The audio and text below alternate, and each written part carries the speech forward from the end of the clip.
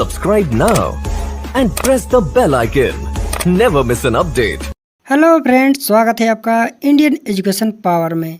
आज हम आचार्य हजारी प्रसाद द्विवेदी जी के संक्षिप्त जीवन परिचय को देखते हुए उन सभी रचनाओं को ट्रिक से याद रखेंगे जो कि प्रतियोगी परीक्षाओं में पूछे जाते हैं।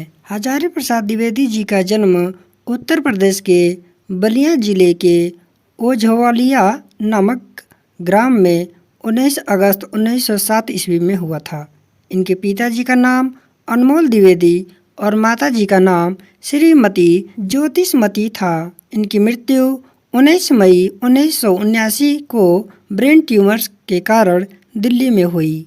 द्विवेदी जी के उपन्यासों को याद करने के लिए हम एक ट्रिक का प्रयोग करेंगे जो है अनाम दास का पोथा में बाण भट्ट की आत्मकथा को चारू चंद्र लेख ने पुनर्नवा किया। जैसा कि देख सकते हैं यहाँ पर जो है एक चारू चंद्र लेख हैं जो अनाम दास का पोथा लेकर बैठे हुए हैं और उसमें बाण भट्ट की जो आत्मकथा है उसे पुनर्नवा कर रहे हैं, यानी कि दोबारा लिख रहे हैं।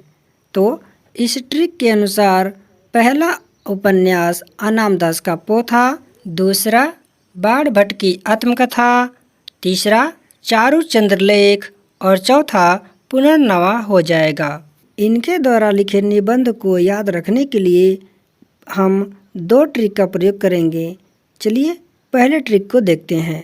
पहला ट्रिक लिखा गया है, बसंत आ गया जिससे मेरी जन्मभूमि पर कल्पतरु पर अशोक के फूल से घर जोड़ने की माया बढ़ी।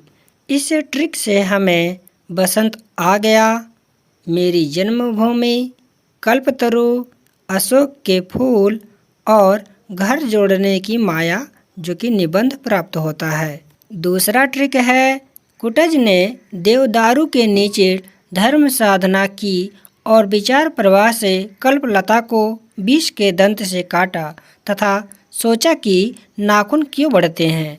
इस ट्रिक से हमें कुटज, देवदारू, धर्म साधना, विचार प्रवाह, कल्पलता, विष के दंत और नाखून क्यों बढ़ते हैं नामक निबंध प्राप्त होते हैं।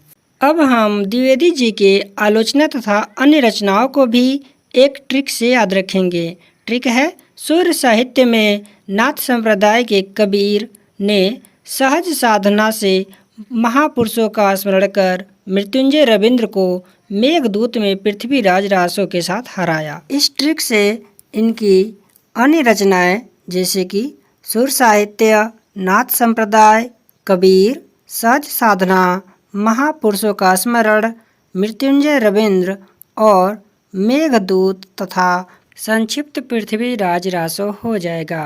तो दोस्तों, आपने देखा कि इन छोटे छोटे ट्रिक की वजह से आचार्य हजारी प्रसाद द्विवेदी जी की रचनाओं को कितनी आसानी से याद कर सकते हैं।